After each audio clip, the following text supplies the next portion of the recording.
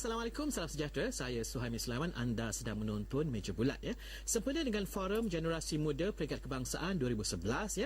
Hari ini Meja Bulat memilih topik peranan belia dalam perubahan sosial ya. Dan apa yang kita nak buat hari ini adalah kita nak berbincang tentang idea tentang peranan yang perlu dimainkan oleh generasi muda dalam satu ya, membentuk pemikiran positif, dua ya, membina komuniti yang dihormati, ketiga menambah nilai dalam pelbagai aspek kehidupan dan juga pembangunan. Ini kita nak bincangkan dengan 5 orang muda yang hebat-hebat belaka. Saya perkenalkan mereka ya, mungkin inilah idea-idea yang ya, akan membuat Malaysia satu loncatan yang tinggi itu. Saya perkenalkan paling kanan daripada saya ialah saudara Muhammad Sufian Muhammad Yusof. Beliau ialah Ketua Pengarah Andalus Islamic Research. Selamat datang.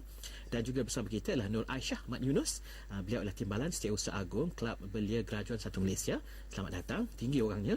Ya, dan bersama kita pada hari ini ialah saudara Chris Kui Wekit ya. Beliau adalah speaker untuk kumpulan Anak Muda Independence. Menarik nama kumpulan itu. Bersama kita adalah saudara Budiman Muhammad Zuhdi. Beliau adalah Naib Presiden MAYC Kebangsaan untuk Persatuan Kelab-Kelab Belia Malaysia. Selamat datang. Dan juga bersama kita adalah Exco Majlis Belia Malaysia saudara Khairul Anwar Mansur. Selamat datang ya. Saya nak mulakan dengan Muhammad Sufian dulu. Saudara Sufian, apabila kita cakap tentang ya selalunya lah ya, mungkin salah saya ni orang tua melihat dunia orang muda lah kan. So kita tengok selalunya orang muda kata mereka selalunya didekati, ditanya ya tentang soalan, ataupun orang selalu buat survey, orang buat research, tanya mereka apa yang mereka nak, apa yang mereka perlu dan sebagainya, dan akhirnya program yang ada diwujudkan untuk mereka ya, dari kacamata orang yang tu macam saya dah dekat 50 tahun macam tak. Jadi sekarang kalau kita beri peluang untuk menukarkannya, maknanya kita kata orang lebih dewasa daripada anda berlima, mereka sebagai collaborator, mereka membantu dalam orang kata pengurusan ya, menjalankan networking dan sebagainya, tetapi idea leadership dan sebagainya datang daripada anda semua. Jadi bagaimana untuk mengubah itu dan akhirnya orang mempercayai maka inilah jalan yang terbaik, dan bagaimana harus memulakan itu semua ya. Itu cabaran besar tak? Saudara Sufian, silakan. Bismillahirrahmanirrahim. Ya. Terima kasih kepada Esra Wani kerana menjemput saya bagi pihak Andalus Islamic Research. Bagi saya, yang pertama apabila kita menjalankan program yang berkaitan dengan belia, stage pertama kita harus melihat pada objektif dan outcome daripada program yang ingin dijalankan. Yang seterusnya, peranan belia itu sendiri, mereka harus be independent untuk untuk menjalankan program yang mereka ingin lakukan. Dan seterusnya, bagi pihak kerajaan, mereka harus facilitate these young people untuk move ke depan, dan ini semua akan menjadikan idea dan juga wawasan generasi muda dapat berjalan secara efisien dan juga terurus. Saya suka bila saudara Sufian kata facilitate itu, menggunakan perkataan facilitate itu. Ada kalanya facilitate itu bermakna patronizing. Maknanya kan anda ada idea-idea yang hebat ini, tapi kemudian orang tua datang, tapi sepatutnya ini tidak so akhirnya dia jadi program orang tua. Adakah ya, mungkin saya salah, tapi saya rasa saya memihak kepada anda semua dah. Mungkin Aisyah ya. Okey, sebab saya rasa satu culture kita di Malaysia ni one Malaysia lah. I represent daripada Kelab Belia Graduan Satu Malaysia. Bukan mengatakan graduan je yang boleh bersuara untuk mewakili pihak Satu Malaysia, tetapi semua. Tapi kerana kita ni telah terdedah dengan adab sopan dan kebudayaan, maksudnya kita menghormati, kalau boleh biarlah tok kita, uncle-uncle kita yang buat program dan kita follow. So kalau boleh kita jangan biarkan lagi lah followers punya attitude ni. So belia ni adalah aset kepada negara. Saya percaya kejayaan sebuah negara adalah tertakluk kepada kekuatan belia. Kerana belia ni yang bakal menahkoda ataupun yang akan membawa manifesto pemimpin kita. Saya suka itu sebagai aset. Tetapi ada masanya Uncle Suhaimi ni dia tak faham kan, dia tak faham katakanlah macam saudara Sufian mengkaji tentang media ya. Okey, macam tadi sebelum program ni bermula saya ada bercerita tentang inilah media. Dia anak muda dia tengok, patut dia apalah dia orang ni, ini bukan cara kita orang melihatnya kan, dia cukup berbeza tak. Jadi bagaimana untuk katakanlah Chris untuk memberitahu Uncle Suhaimi ni ya, ini sebenarnya anda ni tak betul lah, ketinggalan dan sebagainya. Jadi saya nak masuk untuk memberikan idea, tolong jangan tentang idea saya, cuba fikirkan sebenarnya, kerana ada kalanya apabila kita membagikan satu idea yang menakutkan itu, orang akan ini change is very scary to many people ya. Jadi bila ini berlaku, bagaimana cara yang terbaik ya untuk mengutarakan idea itu supaya akhirnya diterima dan menjualnya, dan ia bukan datangnya dari komuniti muda tetapi dari orang kata inklusif, semua orang masuk. Nah, macam mana kita nak buat tu, Grace ya? Saya kira anak muda kalau ada idea baru, mereka boleh utarakan idea mereka baru mereka, tapi ada kekangan daripada orang tua.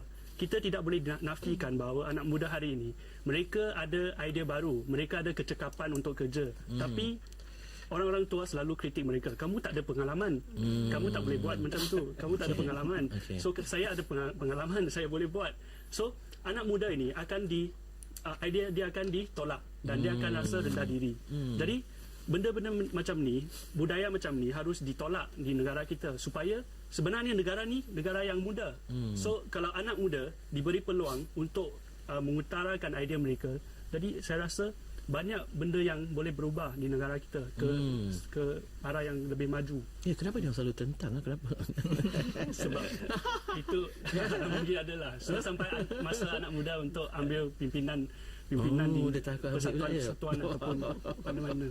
Okey, tapi saya rasa tidak harus berfikiran demikian kan. Saya rasa the pie is big enough for everyone, tak kan? Ya, okey, Saudara Budiman, pandangan Saudara Budiman. Ini pusingan pertama ya. Saya melihat begini, melihat ini ada kaitan dengan macam mana kita dibesarkan. Dan juga bagaimana sosial sistem yang kita ada, terutama di sekolah. Kita dibesarkan oleh keluarga, mereka membina nilai. Tetapi kita dibesarkan dengan persekitaran, rakan-rakan sekolah, kita membina pandangan persepsi terhadap orang lain. Jadi kalau kita nak ubah, maksudnya dia perubahan daripada segi soal bagaimana keluarga mendidik, yang pertama, yang kedua bagaimana sekolah dan rakan-rakan sebaya mencipta perubahan dan mempengaruhi nilai tersebut. Jadi soal pertembungan antara orang lama dengan orang muda pada saya adalah sesuatu yang biasa.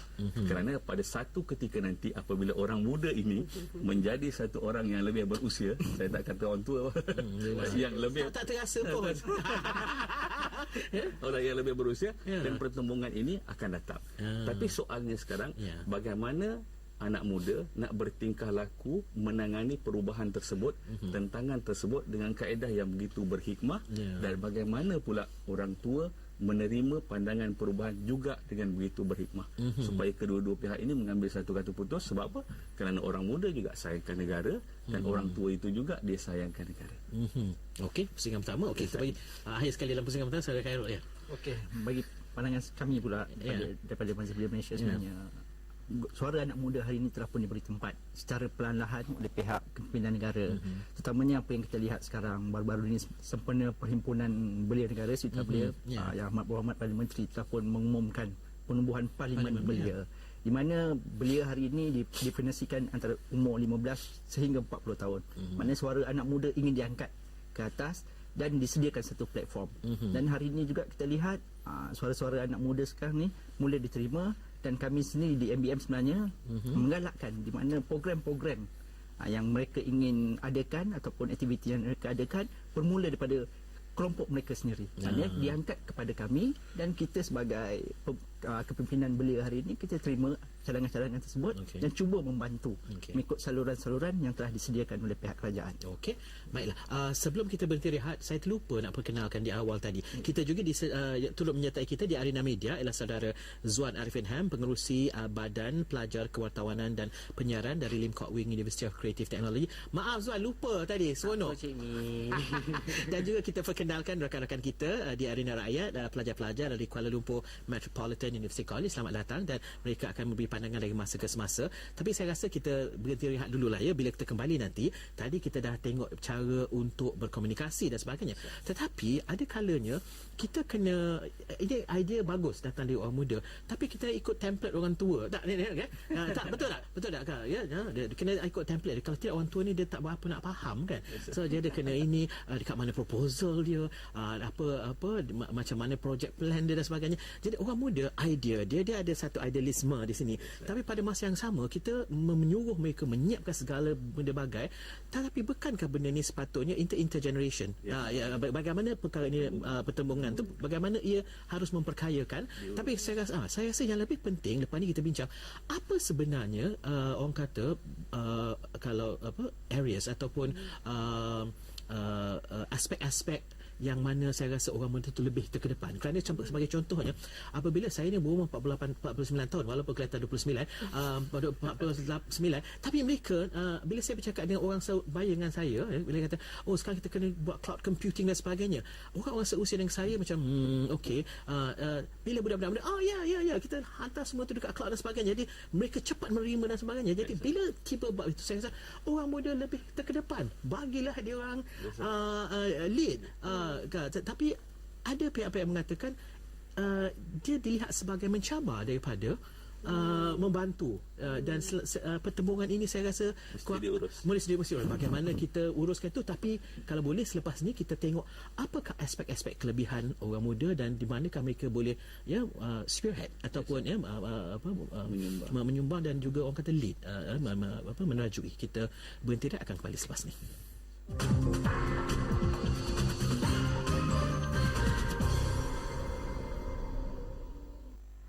Isnin hingga Jumaat, Sukan Awani bersama saya Ian Johan Arif, saya Syamil Izzuan Azizan, bersama saya Zuhail Nizam Azam, saya Niki, bersama saya Fazli Aziz. Dengan kita Syarul Kek sebanyak menganggur rentak permainan pasukan bangsaan, Memaparkan perkembangan sukan antarabangsa dan tempatan, kejayaan atlet dan isu semasa dalam dan luar negara. Sukan Awani, Isnin hingga Jumaat 3 kali sehari, hanya di Astro Awani, berita segenap dimensi. Saya memang lelaki yang paling hina, yang tak layak untuk memiliki junita. Seolah-olah saya ni macam nak berlawan pula dengan keadaan dan kadar Allah. Assalamualaikum. Waalaikumsalam. Sweet sangat je Surya pakai selendang macam ni. Ya Allah. Saya nak ucapkan terima kasih kepada awak kerana sudi terima saya sebagai suami. Dan apa imej ketiga yang awak tak boleh lupa? Surya.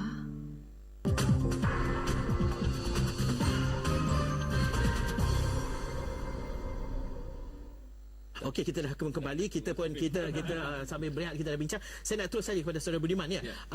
Tadi kita tanya soalan dalam bidang-bidang apakah yang orang kata orang muda ni terkedepan dan bagi mereka pergi depan, dan kemudian kita bantu. Mungkin mereka tak ada banyak pengalaman dari segi sebagainya, tapi jangan patronizing dalam pendekatan ya. I think kalau kita nak cuba guna istilah, mungkin ketakutan tu dia takut orang muda overshadow. Oh ya ke? Yuk, anda semua rasa macam tu? Saya setuju tu. Saya sampuk sikit. Tak apa. Orang muda ni dah naik kan. Saya nak pick up point daripada Uncle abang Suhaimi. Uncle lah. Pertembungan skill lah saya rasa. Pertembungan skill dua generasi. Yang membuatkan sekarang generasi belia ni kadang-kadang terbantut. Bila dia nak ke depan, kadang-kadang generasi yang lebih senior lah, saya tak kata generasi tua lah, senior ni kadang-kadang bukan mengambil sebagai sumbangan tau, tetapi ancaman. Jadi bila dia memandang itu suatu ancaman, generasi muda akan malas nak contribute. Sebab rasa you suppose tarik generasi muda ni bukan sebagai ancaman, tetapi sebagai sahabat dan gabungan. Dua generasi idea yang boleh digabungkan dan menjadi aset kepada negara lah. Saya tidak melihat itu sebagai suatu ketakutan sebenarnya. Soalnya sekarang macam mana orang muda nak bertingkah laku ini supaya dirasai selesa oleh orang yang lebih senior. Jadi daripada segi bidang-bidang saya nampak soal yang berkaitan dengan kreativiti, soal yang berkaitan dengan imajinasi, visualizing adalah merupakan, ini bagi dekat orang muda saya fikir. Tetapi orang lama membantu daripada segi mana? Daripada segi pengurusan. Mungkin daripada segi bagaimana setiap bidang ada budaya dan setiap bidang ada industri mekanismenya sendiri. Jadi mereka boleh memberi pandangan daripada sudut pengurusan mungkin. Dan kat situ penggabungan itu akan berlaku. Okey, kita dapatkan pandangan Saudara Zuan ke? Yang bagi pandangan, silakan Zuan. Ya, actually nak tanya soalan. Okey, tadi bila pandangan Nur Asia kebanyakan golongan senior think that di golongan muda ni sebagai ancaman. So we have these professionals kat hari ni. So what is the step yang kita boleh ambil